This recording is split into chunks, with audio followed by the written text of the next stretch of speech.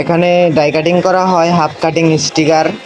এখানে শুধু half cutting sticker না, অনেক বক্স কাটিং হয়, বিরিয়ানির বক্স এমনকি মিষ্টির বক্স কাটিং হয় এখানে। আপনারা অনেকেই জানেন, অনেকে জানেন না। আজকের এই ভিডিওর মাধ্যমে আপনাদেরকে জানিয়ে দেব কোথায় ডাই কাটিং হয়, কিভাবে হয়। এখানে দেখতে পারতেছেন ডাই কাটিং হইতেছে।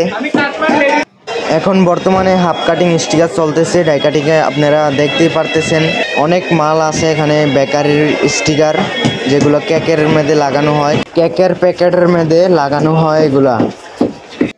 আর আমাদের চ্যানেলে যদি আপনি নতুন হয়ে অবশ্যই সাবস্ক্রাইব করার রিকোয়েস্ট থাকবে।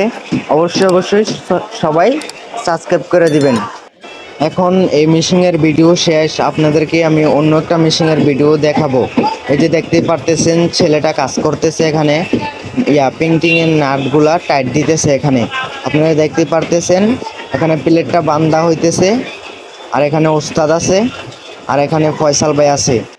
এখানে প্লেট বান্ধা শেষ, এখন ব্ল্যাঙ্কারটা দেওয়া হবে। এখন প্লেটটা সুইচ দিয়ে মেশিনটাকে করতে হবে।